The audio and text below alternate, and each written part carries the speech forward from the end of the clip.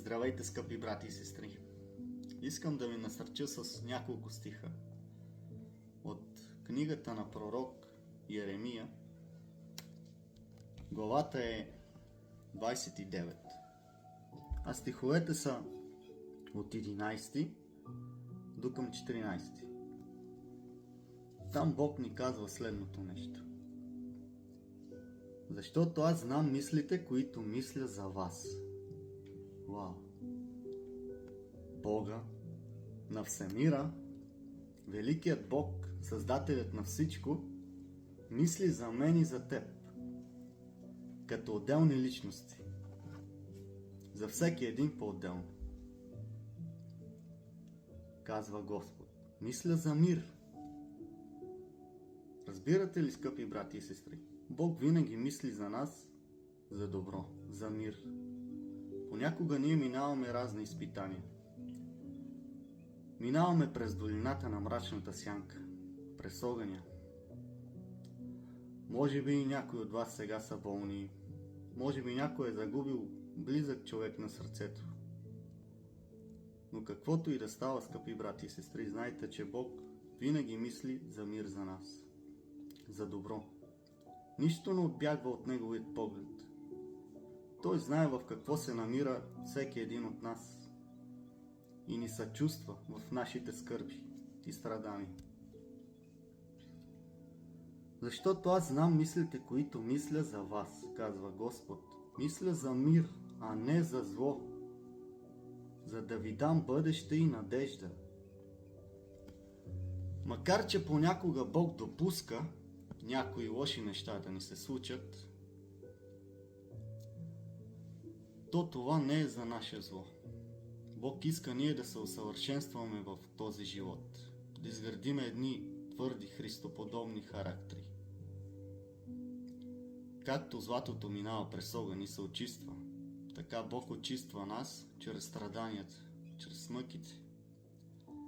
Учи ни на търпение, учи ни на вяра, учи ни също на доверие в Него. Това са все добродетели, които Святия Дух ни дава. Нищо не отбягва от нашия Господ, в каквото и да минаваме.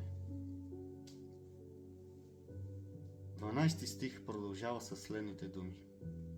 Тогава ще извикате към мен и ще отидете и ще ми се помолите. Кога ние викаме към Господа? Когато сме добре ли? Не. Когато минаваме през долината на мрачната сянка, когато сме в скърби, тогава ние викаме към нашият Господ. Тогава Той е най-близо до нас, а и ние тогава го търсим най-много, най-ревностно. И аз ще ви послушам. Бог ни дава уверението, че Той ще ни послуша. Защото един друг стих казва: и потърси ме в ден на напаст, и аз ще те избавя и ти ще ме прославиш. Псалми 50:15, мисля, че беше. И ще ме намерите. Бог казва, че ние ще го намерим. Дава ни уверението, че ще го намерим. Като ме потърсите с цялото си сърце. Значи тук имаме нещо като малко условие, за да го намерим. Бог казва, че трябва да го търсим с цялото си сърце. И то е логично. И вие ще ме намерите, казва Господ. Толкова е велико това обещание на Господа.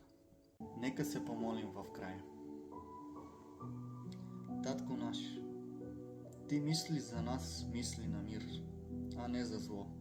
Ти го казваш в Своето Слово. И желаеш да ни дадеш бъдеще и надежда. Ти желаеш Твоите деца да бъдат щастливи. Винаги да са до Теб, да са до Твоята десница.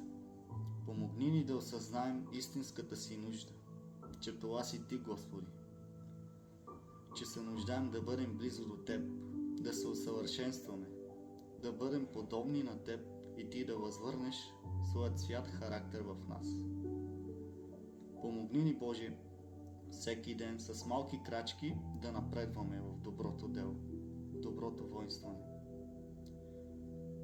И когато дойдеш, ние да те посрещнем радостно, с хваление в Твоята слава. Всичко това помолих в името на Христос. Амин.